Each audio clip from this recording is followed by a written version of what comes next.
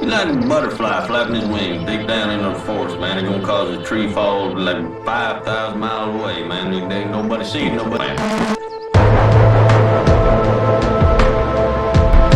it seems like you don't even know, man.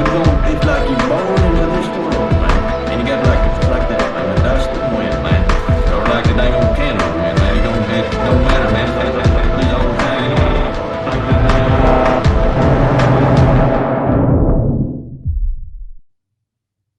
All right.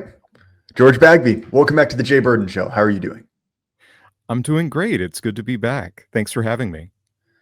Yeah, it's been entirely too long. It's been since March that you and I have spoken. And obviously, there have been many things happening in the background that prevented us from speaking. Glad to be doing episodes again together.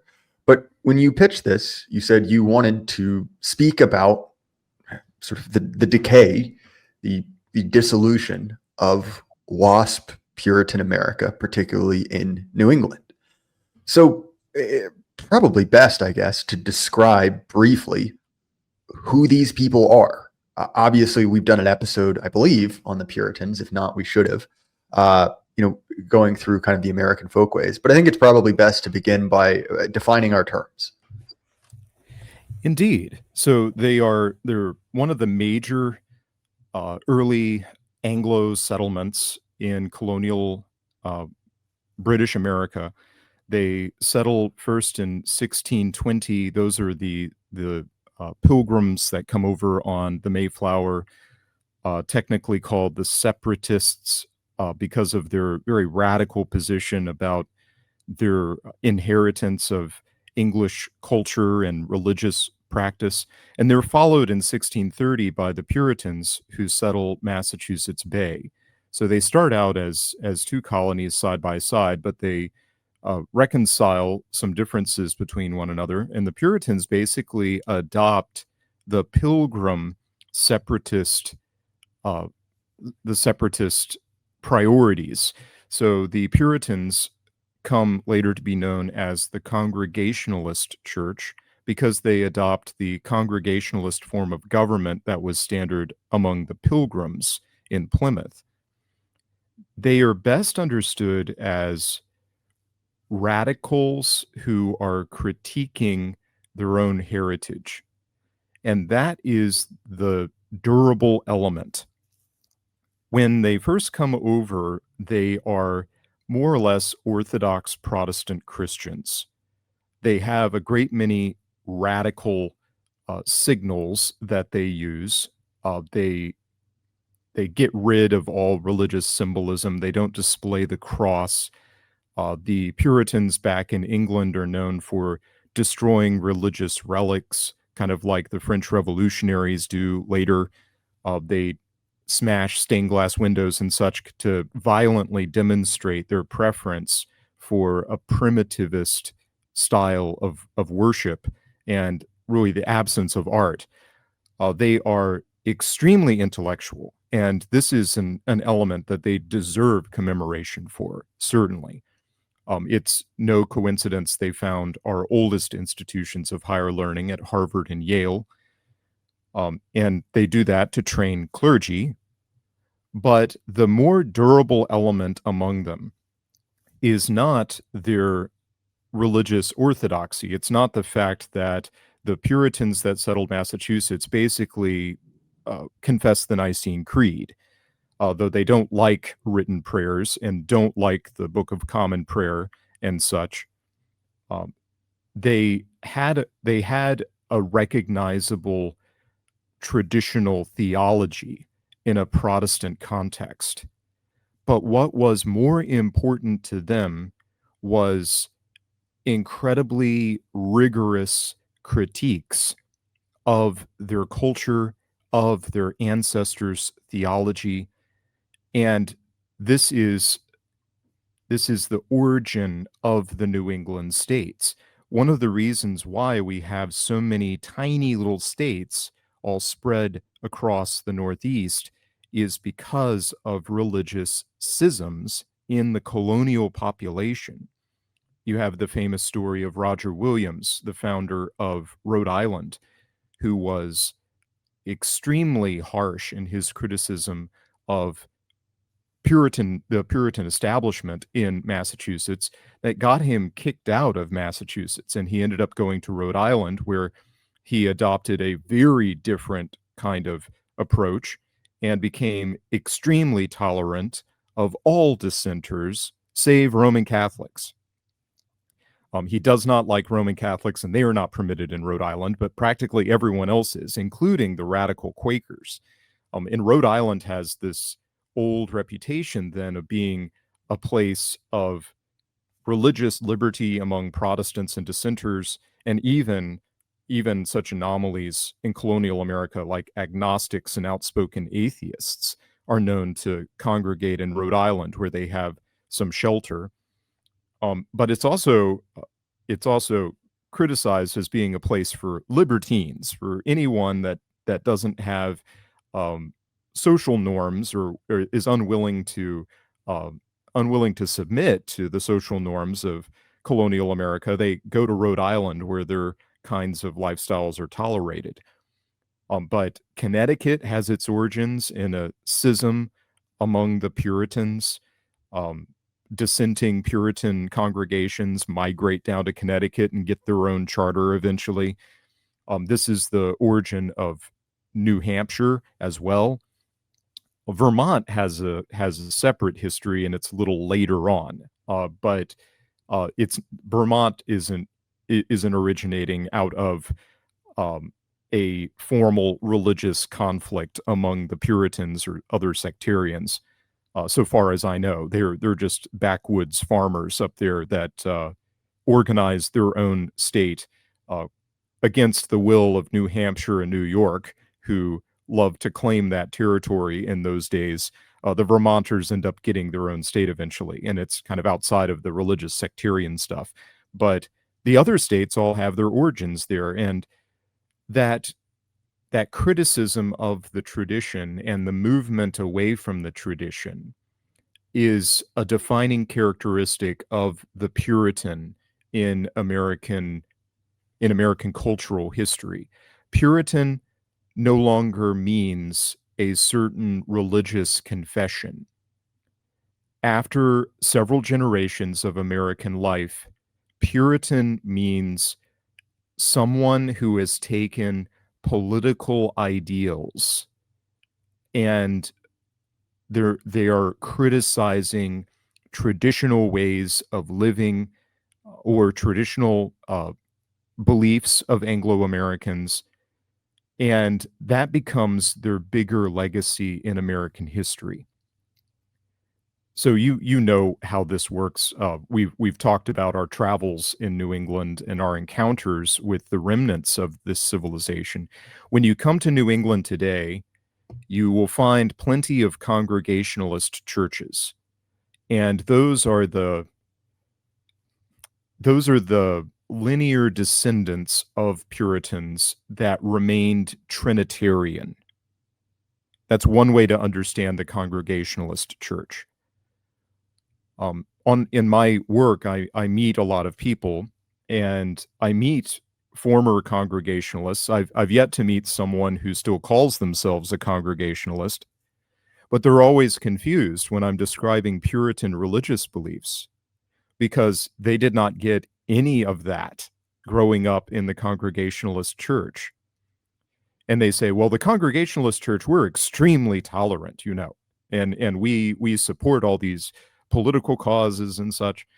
And that's kind of how they present themselves. They present themselves as up-to-date, left-wing, avant-garde.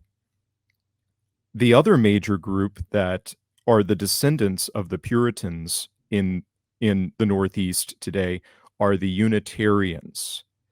And you see a lot of repurposed old Congregationalist churches in the region that are now Unitarian churches. Now, both the Congregationalists and the Unitarians are the kinds that will display the rainbow flag and say, we believe all people are legal. And, they'll have the little sign with all the leftist slogans. I went past King's Chapel in Boston recently, which was actually the very first Church of England in Boston. It was established by the royal governor Edmund Andros under James II, and he contrived to organize the first legal church institution for the Church of England in the colony, which was a big deal because there was always a large minority of Protestant assenters, the ones that weren't dissenting from the established church in Massachusetts. They even came on the Mayflower. They were called the strangers, and they were not allowed to practice their religion publicly.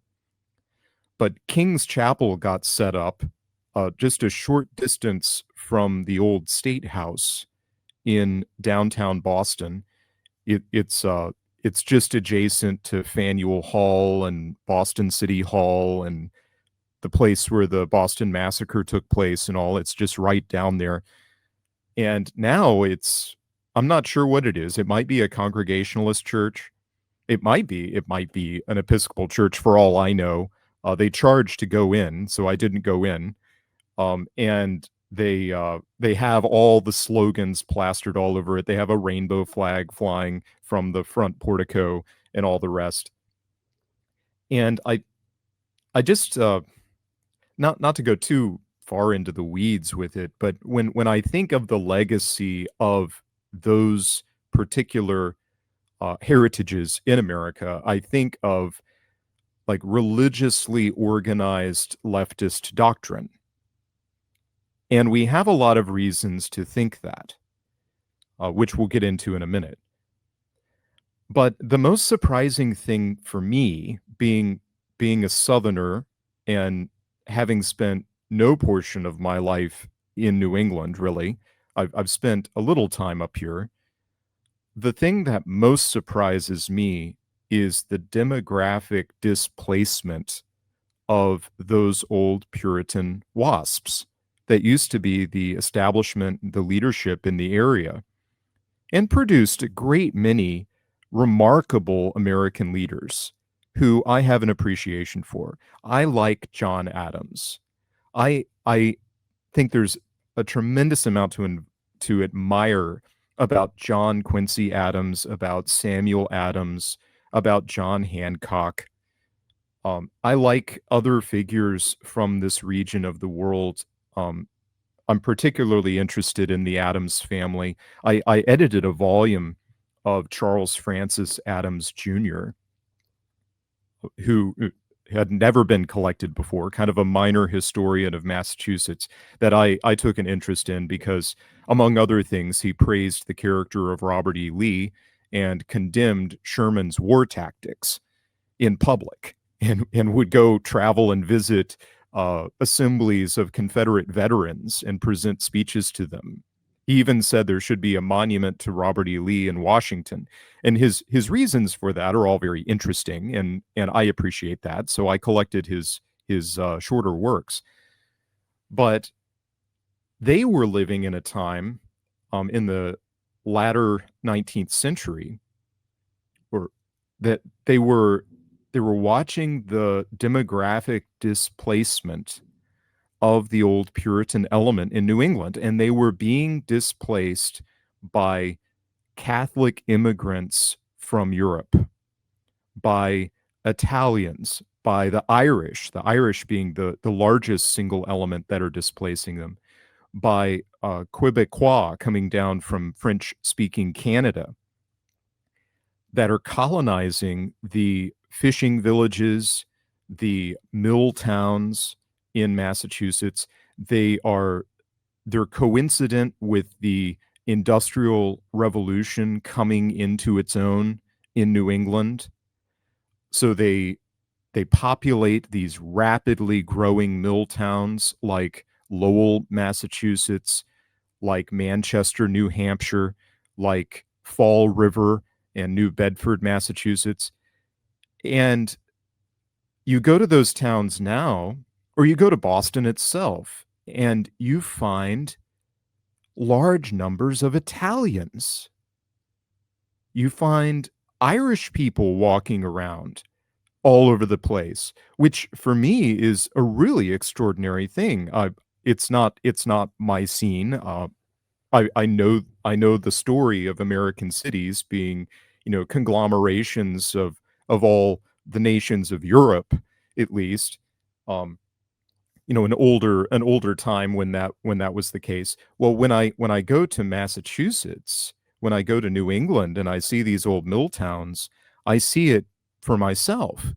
What I don't see are the characteristic old Puritans, the the old Congregationalist churches are dwindling. They're like the Episcopal Church in my own town.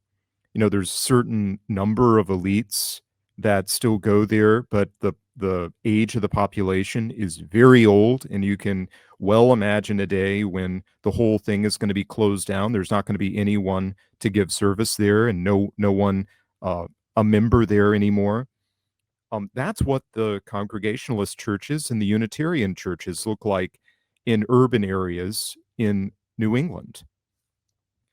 There are still people that will tell you, "Oh, well, I'm Congregationalist by heritage," or I like what the Unitarians say about things. This doesn't mean that they're members. It doesn't mean that they participate at all. But the life of the cities religiously is now quite Roman Catholic. And that's quite ironic that the Puritans that set up the colony of Massachusetts, through their extreme antagonism to Roman Catholicism in particular, got displaced by Catholic immigrants. It's a very interesting story, and I don't know that that history has been written. I'm very interested in that story, and I think someone needs to write that history. I might be overlooking it because I don't know the literature of this area very well. But I did get a hold of a nice little volume called Catholic Boston. It's a collection of studies about the Catholics in Boston, and they talk a lot about the Irish politicians and their rise to power and influence. Um, we know some of them through their most famous product, John F. Kennedy. His grandfather was John Fitzgerald, who was the Irish Catholic mayor of Boston, and his grandfather that he was named after. But there was such a huge Irish-run Catholic organization in Massachusetts, in particular, that it was made a cardinal diocese. So the Archbishop of Boston for some time became one of the cardinals of Rome. And one of the first of these, Cardinal O'Connell was his name. He actually married John F. Kennedy's father, Joseph Kennedy. He gave a lecture or a sermon at the cathedral in Boston and said, and let's see just when this was. This was the later 19th century. This was in the last decades of the 19th century. He gave a reflection in his sermon about the passage of the Puritans from Massachusetts, the abandonment of their old theology. They used to be Trinitarians. They used to believe in the miracles documented in the Bible. They took exception to them to greater or lesser degree. The Unitarians giving up on the doctrine of the Trinity, for instance, the Congregationalists discounting the miracles of the Bible and adopting a more liberal theology. And O'Connell said, "The Puritan has passed, the Catholic remains." And I found that a very striking statement, and it's so obviously true, even now when the Catholics are experiencing their own dramatic decline in this area. They used to be much more fervent and faithful, much more likely to successfully raise their children in the faith, and I have every sympathy with them in that regard. But they've seen a great falling off, and there are a lot of empty Catholic parishes. But there's nothing so striking as walking in the north end of Boston, which is the old colonial neighborhood. That's where the Old North Church is. That's where Paul Revere's house still stands, and it's a little house museum today. There's nothing so striking as walking through that neighborhood and noting it has been completely taken over by Roman Catholic Italians, who I just marvel when I encounter a neighborhood full of Italians. I've been to Italy. I love Italy. I like Italians very much. They are all very exotic to me. I have only met a few of them in my life, American Italians or otherwise. I like them very much. I just enjoy their attitude towards life, and I love their food and music and all the rest. But I was walking in the North End, and I just happened to be there at the time of a neighborhood religious festival. So they had marching bands in the streets. They were playing John Philip Sousa marches. They had all their little boys with lace cassocks on, and they were carrying statues in the street, and they were pinning dollar bills to the statues, just like you see them do in The Godfather Part 2. I walked into the North End so that I could see colonial things. So I could see the Old North Church. So I could see the statue of Paul Revere and Paul Revere's house and the Cops Hill Cemetery. And I walked in to the closest thing to a reenactment of that street festival in Little Italy in The Godfather Part 2 that I'd ever seen in real life. I just happened to be there at the right day. I walked past an old congregational church in the North End. It was a Puritan church. It was built by the Puritans, by a famous Massachusetts architect in colonial days. It had been converted into an Italian Catholic church. So when I read this particular quote from Cardinal O'Connell, I was quite struck with the manifest truth of it. It seemed so obviously true, even in our modern context. It's a fascinating transformation. Certainly, there are several things there. I think that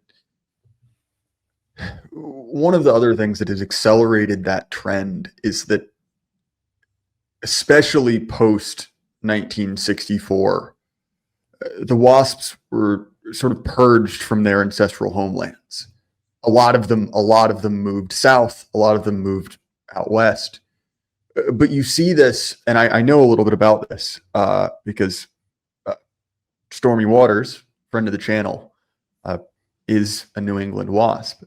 And he's spoken before, both on air and off, about the way in which these states have gone after the people that founded them. So there was an existing demographic trend that has been accelerated through sort of a push and pull. And many of these states they're the most progressive states in the Union. They have massive welfare systems. And in order to fund them, they have shot property taxes through the roof, particularly property taxes on these old historic homes, many of which have been around since the colonial era. And so they have deliberately pushed these people out, forced them to either fund the state to the tune of, just absurd amount in taxes, or force them to sell to the municipalities themselves, who can then, run them as museums or just let them rot. But that has pushed out many of these WASPs. And to your point about the kind of death of Puritan religion, it seems as if that mechanism you were talking about of being critical of your own, I guess, history, of your own culture, it sort of worked at a constant X number of generations. We are criticizing back this far. And as time went on, the place at which they were criticizing moved up with them, to the point where there was really no religious criticism to be made anymore. Right? We had moved out of an era in which that culture was particularly religious. Whereas now you see that same instinct, I think, as you've said, in these churches in quotes. And realistically, they're not churches in any sense of the word. Both, they do not practice Orthodox doctrine. But also, let's be honest, if you went to a service there, what would you talk about? Would you talk about God? Would you talk about the Bible? No, you'd be given a political sermon by someone's lesbian aunt, lesbian in quotes. And it seems as if that same mechanism, that same culture of critique, right, to sort of butcher a phrase from Kevin MacDonald, has never gone away. And obviously, there are multiple different groups of WASPs in the U.S. There's very much kind of a northern and southern, strain of the family, so to speak. But it is interesting because you and I have both spent time in that area of the country, despite both being Southerners. And I have distinct memories of being on my honeymoon in Martha's Vineyard, walking around. And it's exaggerated there, of course, because it is basically a theme park. It's not a real place that real people live, at least very much. And you have this feeling of sort of walking around like the ruins of Rome, where this obviously was a culture at one point that was alive, but at best it's a museum. And I went out of season, so it felt like you were in a museum after hours or a theme park before they'd let everyone else in. These churches were built by people who were obviously very devout. There are churches all over, even a relatively small island. And you can read Puritan. They're incredibly beautiful. And you can read Puritan theology, and it's regardless of your opinion on it, it's clearly held in good faith, right? It was clearly something that was believed. And you go there, and there's nothing left of it. You're looking at the kind of bones of a culture that is well and truly dead. The things are still there, but none of the motivating, none of the I guess the fruit is anymore. These things are vestigial. And I think of other places in New England, normally less kind of. All right. Well, if you go to other places in New England, you'll see areas that are equally as kind of cut off, right, from the culture that initially populated them. And you'll see many of these churches have fully died. They're not simply museums anymore. They've been turned into apartment buildings, restaurants, art galleries. There's no one to go there anymore. There's no religion left. And some of that has to do with both Great Awakenings, as we've discussed, I guess, years ago now. But it is interesting, like that, whatever that is, that culture, that expression is well and truly dead. But I'll kick it back to you, Bagby. Indeed. Yeah, that's certainly the sense that I get here. The area is famous for being one of the least religiously observant areas in the country.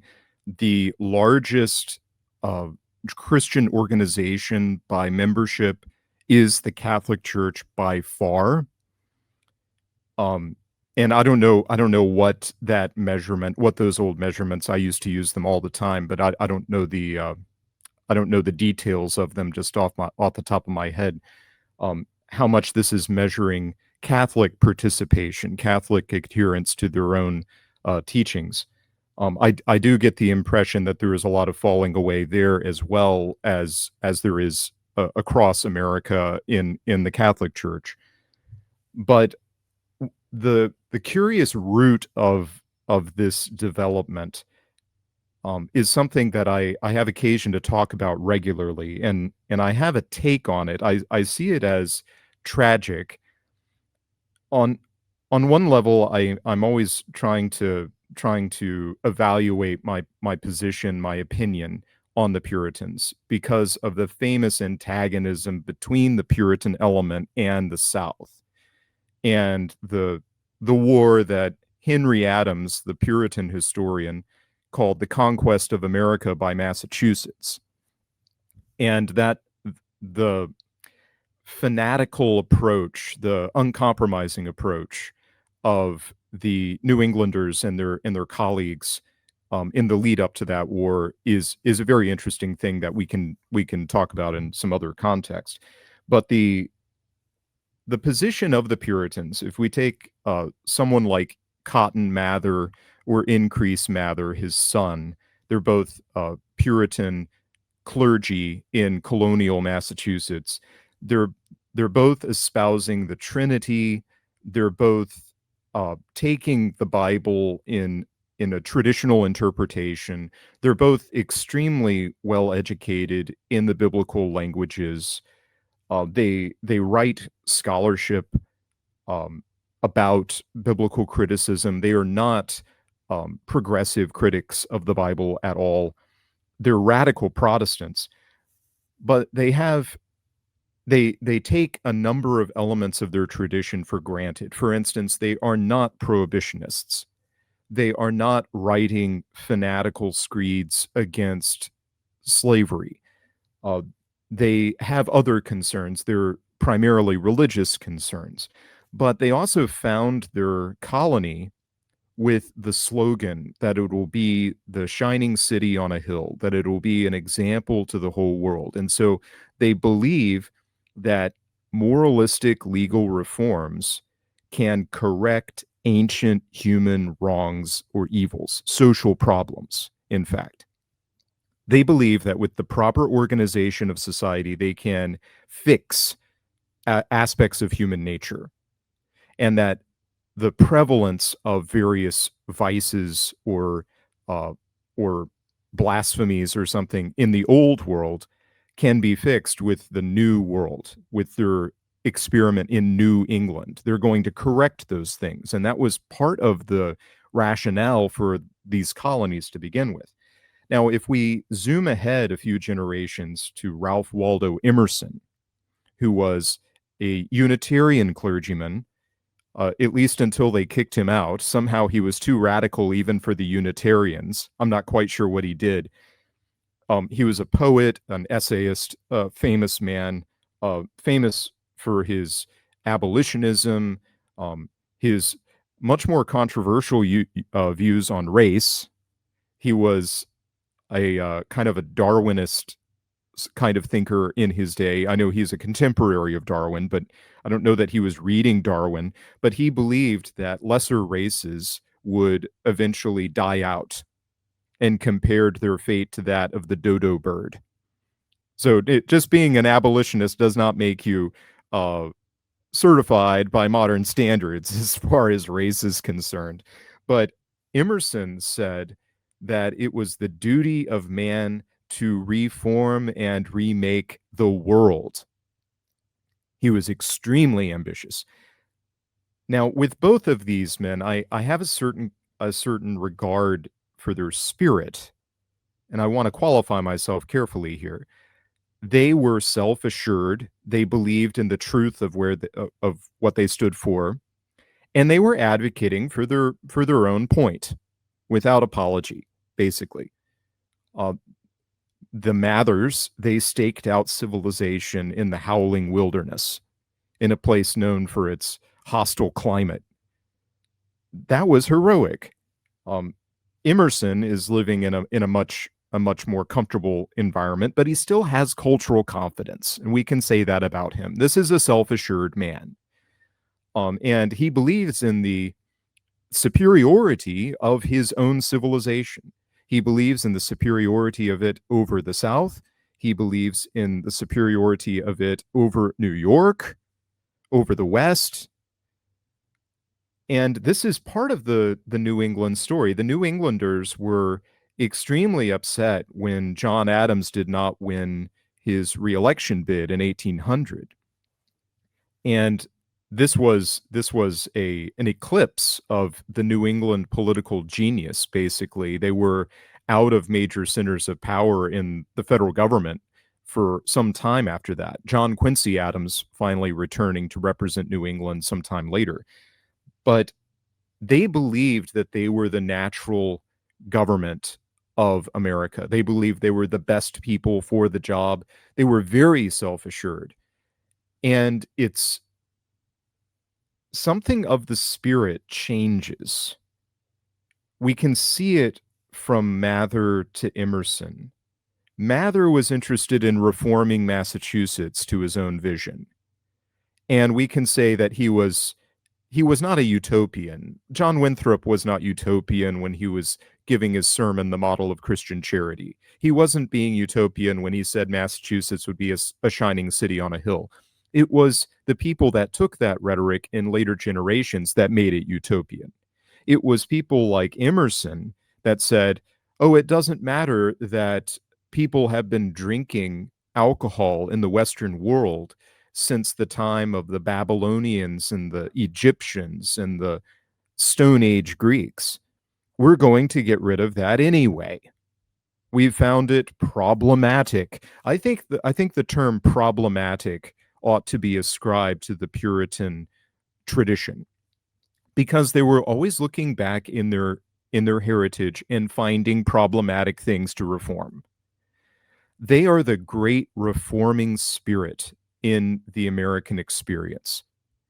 We can find other disciples of this mode of thought elsewhere in America and other regions, and perhaps we can trace it differently.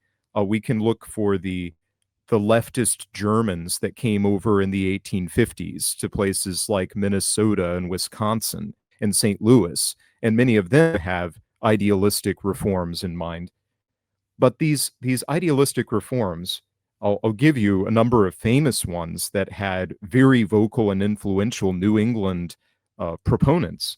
Women's suffrage. Oh, let's reform representative government. Let's enfranchise the women, and women should be equal legally to the men and the rest. Prohibition, the radical curtailment of the legal manufacture, sale, and distribution of alcohol. Divorce, the liberalization of divorce laws, the liberalization of contraception laws to legalize the distribution of information about contraception, which was outlawed by the Puritans originally, way back in colonial days. That was made illegal. The famous Supreme Court case that liberalized information and access to contraception was the famous case Griswold versus Connecticut. And it was against one of those old New England laws that was part of the old Puritan establishment.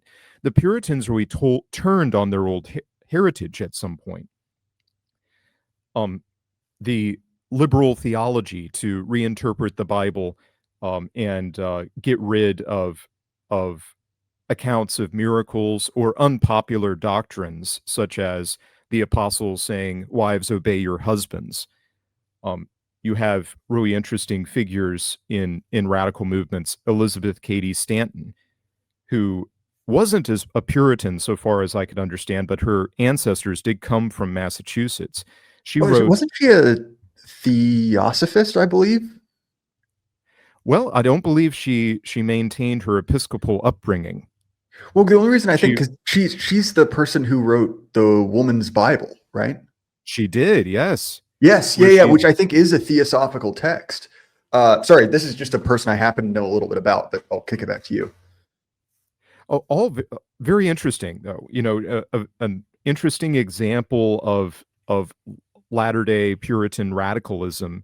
You know, a contemporary of Emerson, and very popular in those circles. And she was joined by Susan B. Anthony, who was a Quaker. So there's kind of an alliance going on there between those radical colonial era sectarians. Funny detail that Susan B. Anthony was later forced to sort of distance herself because, you know, she went further into this kind of bizarre feminism. She started or founded, I guess, what we can consider it's called like Luciferian feminism. It's very weird. It's this sort of recounting of the Bible and to be fair, it is somewhat similar to a lot of Satanism. It's couched as ironic, as not a sincere belief in the devil. We all know where that leads, but effectively it is the idea that God represents the patriarchy, and so Lucifer this is where we get the phrase male ally of Eve. Fascinating case, fascinating discussion for another day. but this is a figure I'm sort of fascinated by. But I'll kick it back to you, Bagby. Sorry, just I feel like I needed to get that out. Yeah, that's great. Yeah, the depth of the subversion in that radical reforming spirit should not be underestimated. And the theological implications of a lot of that are very important, obviously.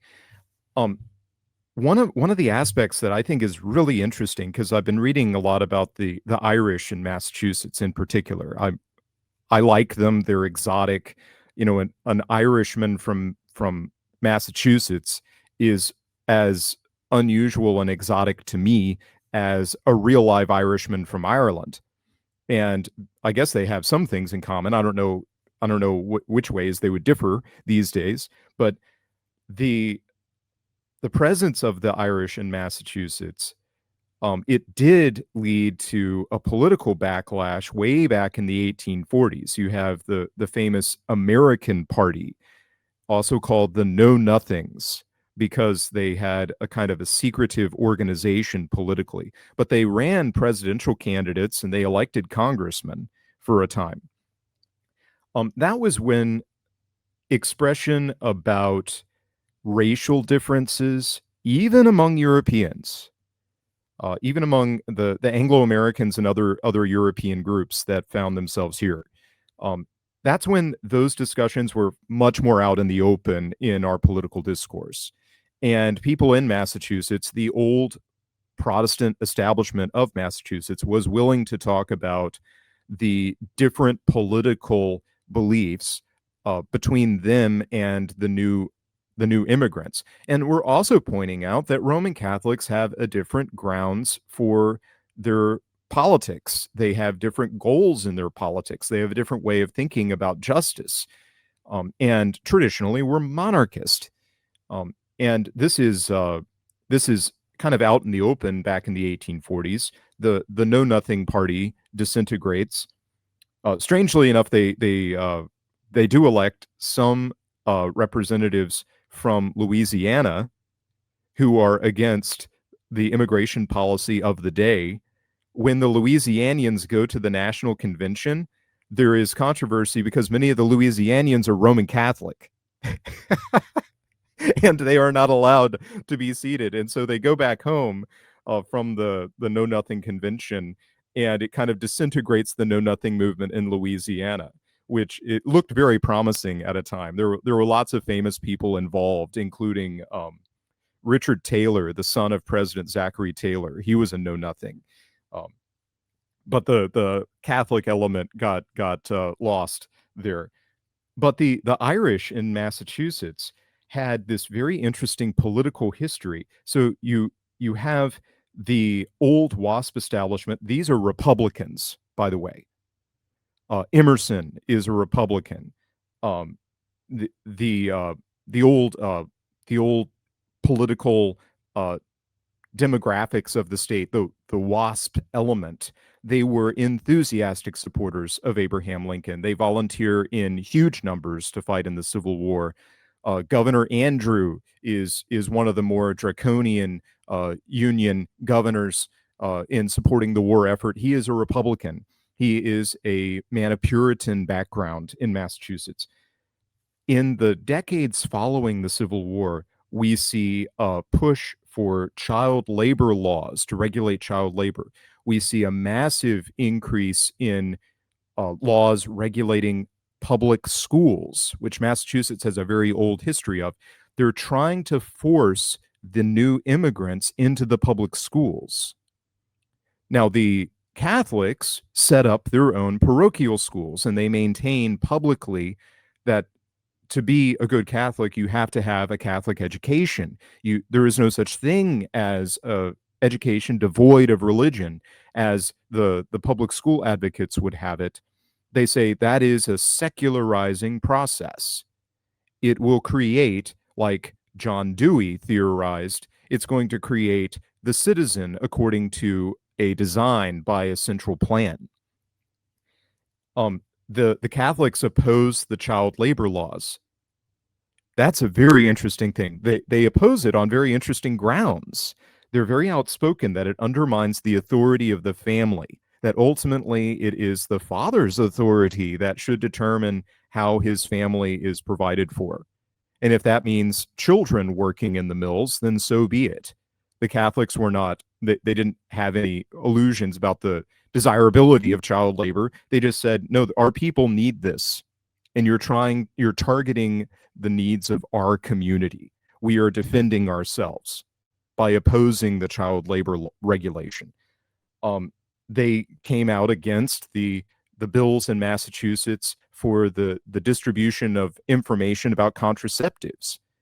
They were outspoken against that because of the Catholic position. They're obviously in an antagonistic position.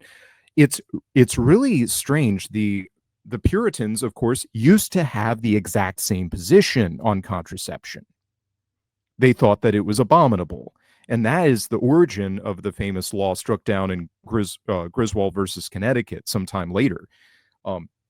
But the WASP establishment is wanting to reform those things.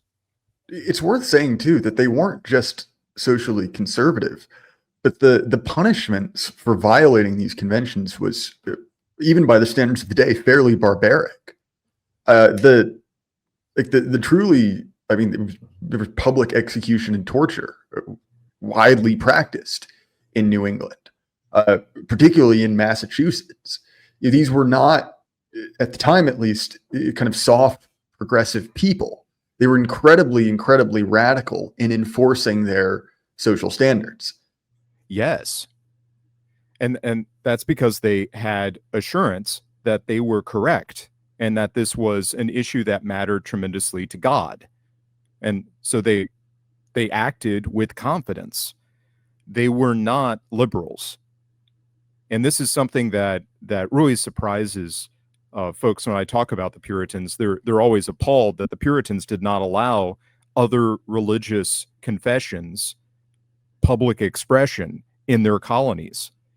And they think that's just so abominable. And I'm always reminding them, no, this is not in the least unusual. This is the standard everywhere in the world, practically, at the time, unless you lived in a pirate utopia or something where there was no central authority. I suppose in Somalia, you can practice anything you want so long as you have enough armed men. But in Massachusetts, they did not permit the open practice of the Baptist worship. The Episcopalians did not have their own building for a long time. Episcopal clergy were attacked and expelled from early Massachusetts. The Quakers famously were executed when they refused to leave and stay away. And that wasn't unusual at the time. I mean, we can look at religious persecutions in Europe, for instance. The established church was a real thing, and that was because the political leadership believed that religion mattered. And I have all sympathy with that because I am religious and I believe religion matters too. But it was a norm that passed out of law at a later time. And so it doesn't make much sense to criticize them for any of that. It seems to me. But we can identify radical reforms in their criminal justice system, just as we can identify the Quakers as the center for a lot of radical criminal justice reforms. The Quakers did not believe in any kind of violent retribution for criminal acts, and so they invent the penitentiary as a humane reform measure to set the felon in a locked room and tell him to think about what he has done for many years on end, as opposed to whipping him in public, as opposed to branding his face so that people know that he's a rapist or a thief or something, or by cutting off his hand or some such thing, putting him in the stocks or forcing him to work to pay retribution to his victims. Basically, criminal slavery, the enslavement of the convicted. Those kinds of things were practiced in Massachusetts, and many of them novel in form because they wanted to change the way things were done. They were going to do it the right way in New England. Now, I'm not saying any of that to dunk on them. They were innovating. The Quakers innovated, and we took their innovation and made it the standard. So now corporal punishment or the enslavement of a convict, we think unconscionable. And that's kind of weird that we've taken the radical reform in criminal justice from the Quakers, and we've made that our standard, as if it's more humane to lock a felon in a room for 20 years and let him be brutalized by other felons and all the rest than it would be to force him to pay retribution or brand his face or something. I think that you could make a reasonable case for those as alternatives. But the WASPs in New England, right before the Civil War, they are embracing a lot of these radical political fashions of the time. They managed to outlaw alcohol in Maine and eventually the other New England states. Maine is the very first one to try this. This was partly a response to the immigration of Catholics into the area, as was the Prohibition movement sometime later, in the teens, the turn of the century up to 1919, when they passed the 18th Amendment. This has to do with a difference in social norms. It's not that the Puritans didn't drink, it was just that the Puritans drank other things.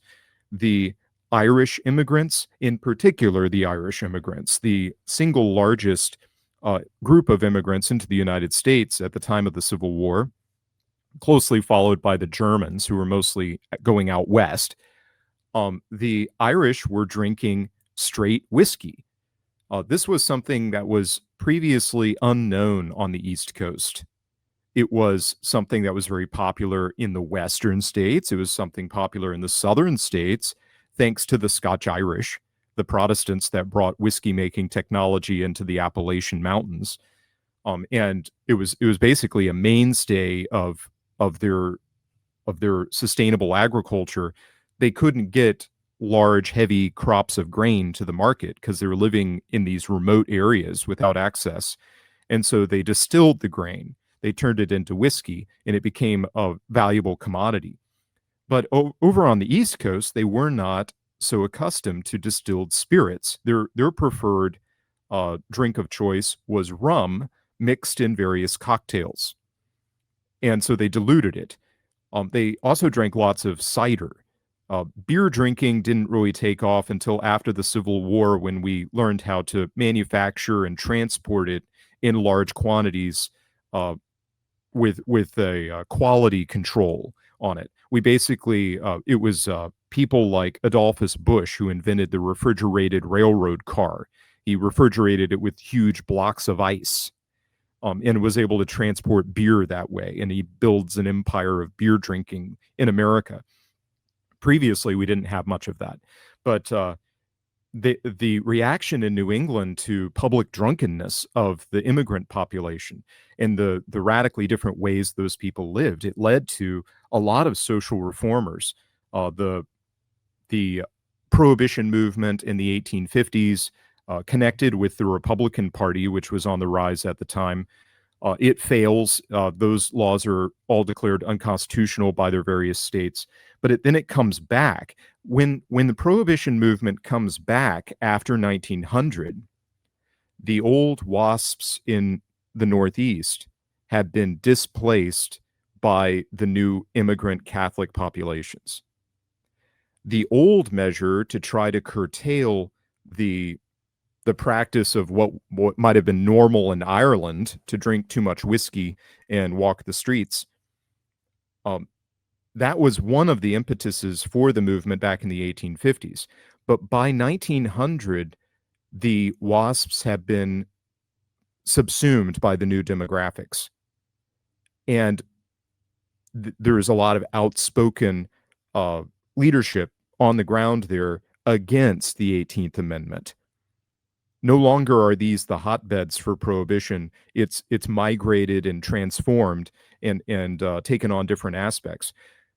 But some of the great campaigners for prohibition, people like Frances Willard of the Women's Christian Temperance Union, another famous liberal Christian She called herself a Christian socialist. She was from upstate New York. Her ancestors had come from New England, as many of them did. Like upstate New York is full of New England colonies, as is northern Ohio, northern Indiana, northern Illinois, and southern Wisconsin. Those are all part of the diaspora from New England. And you can find a lot of famous political leaders and public figures from that whole region, upstate New York going west, that were originally from New England and carried some of these traditions with them. Connecticut, for instance, had a huge colony in northern Ohio. But the Frances Willard, who was one of the great campaigners for Prohibition, she advocated what she called Christian socialism, and it's a good little phrase to describe the political attitude of the old WASP establishment. They believed they had self-confidence in their own way of living, and they wanted to enforce that on their lower class people, whether it be on the Southerners who they thought so degenerate and dreadful, or on the new immigrants. They didn't talk about racial differences. Sometimes they talked about the Catholic challenge and such. They would talk about the differences in Catholic doctrine, why the Catholics were so backward, or some such thing. But Frances Willard was advocating for public school reforms to promote different ways of living. She was very successful in this, and she mandated across many American public school districts mandatory temperance classes to teach the young people how bad alcohol was. And this was a major lobbying success of these prohibition leaders. And this is also connected with the public school as a policy means to try to assimilate the newcomers. They were trying to turn them into something else. And they were also looking at the populations of these New England mill towns full of these poor Irish people. They're living in tenements. They're very religiously engaged, and they drink whiskey and such. And they say, well, they're all wasting their money on the bottle. We're going to ban the bottle, and then we're going to implement this regulatory civil service that's going to guide them into more constructive ways of life. We're going to require that they educate their children at an accredited institution so their children will know the right way to behave. We're going to save the children from these violent Irish ghettos in these mill towns. We're going to require that they go to the public schools and so on. And we're going to teach them not to drink. We're going to turn them into good citizens. And this is actually the exact same spirit in which the same progressive reformers, and I think we can understand something about their position, though we might disagree with them on any number of levels. It's the same kinds of reformers who advocate for Indian boarding schools to Christianize and educate the Native Americans. And these are philanthropic people. This is one of the legacies of the Puritans in America, that they came up with schemes like this, came up with reforms like this. This is the old progressive line from 1900. And we can see the liberal ideas at work, resulting in major policy changes in these movements. We can relate to it on some level. The idea was that they wanted to make Americans more alike, and they wanted to impose their vision. And they had the self-assurance, they had the self-confidence, they had the belief, we stand for what is right. And these people are foreigners or degenerates. These people are Stone Age tribesmen, and they have nothing to offer to us. We will change them. We hold the reins of power, and we will set up institutions to meld our society to something that we want. And on that level, we can see this. These are the essential characteristics of any kind of political leadership. And we see them investing in really wild schemes like prohibition, which blows up in their faces and discredits a lot of them. Many of them move on to other things. But American progressivism, progressive theology in Protestantism and in Catholicism, I'm sure it's there too, progressive political programs, like the income tax, actually, the progressive income tax, rightly attributed to the work of the progressives to redistribute wealth according to master plans. Even things like the Federal Reserve System, advocated by these people, all kinds of massive reforms that we still live with, are products of those leaders in that period. Now, some people are going to say, "Oh, well, that's why New England is the curse in America and the source of all that is evil." I know a lot of those people. I am on good terms with them. I'm not here to pick any fight with them. I like them. I basically know all the neo-Confederates around, though I'm not really part of their movement or party. I've learned a lot from them, and I'm grateful to them. They've been good friends to me. But I'm not of the position that New England needs to be cut off and cast into the sea. I appreciate a lot of the people, the leaders, the ideas that came out of New England. Some characters like John Adams, I particularly love, and I don't have a problem saying that. There are aspects of the tradition that I can really connect to, but I think that it is ultimately a very tragic story of these people who overshoot, and they instill in their younger generations a critical mode of considering everything that has passed, a particular attitude about history that is now our norm. I don't know that Americans would readily identify with the term Puritan or anything that might signify to them. But the standard establishment position on the past is certainly Puritan. It's very critical of institutions, ideas, things that previous generations took for granted. The incessant criticism of anything identified as a prejudice, for instance. A prejudice, which just means prejudgment. Something you may have thought of at some time, something formed in you by experience, something that you got from a teacher that you trusted, a certain perspective, a certain loyalty, something you have in you because of who your family are or where you came from, a preference for certain people, certain places, certain beliefs. A prejudice has been demonized by this kind of critical approach. The Puritan, who is an intellectual giant with a great intellectual heritage, particularly intellectual in this part of the country, they wanted to examine all of their convictions rationally. They wanted to criticize them all rationally. They were convinced when they came to America that their heritage was tainted, that their heritage was corrupted. They said it was all the fault of the Roman Catholic Church. And based on that conviction, they never stopped analyzing every aspect of their tradition.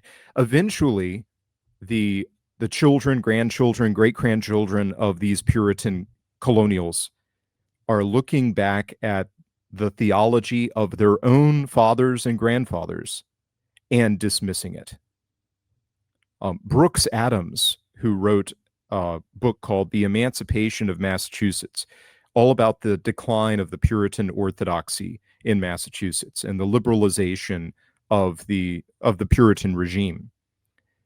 He mocks what he calls unreasoning prejudice and advocates what he calls free inquiry to cast off the slavery of custom and to emancipate the mind. A really interesting take on the decline of the Puritan element. Brooks Adams is watching the displacement of the Puritan political power in his own native state. And he doesn't, I guess he would say the same thing about the faithful Catholics. He would accuse them of having unreasoning prejudice and advocate for them to cast off this mental slavery, in his word, to doctrine and lifestyle. But the Puritan has this critical heritage, and they celebrate the triumph, the movement across the country of that heritage, of its establishment in our offices of government, even while they're losing their own stake in their own native states. And there's something pitiful about that really strikes me. I like these people, and I think we can learn something from them. But one thing that we certainly should avoid is that tragic hubris that it seems to me they manifested. They were so self-confident. They did rule in real ways. They did contribute to our modern American institutions in real ways. Whatever we might think of that legacy, they pulled it off. And what have we done? We have something to learn from success. But in their success, they lost their base. They couldn't reproduce themselves and recapitulate their ideas in the younger generation at a certain point. And so now they're in a curious place. And I would love to have further conversations with our friends from that region.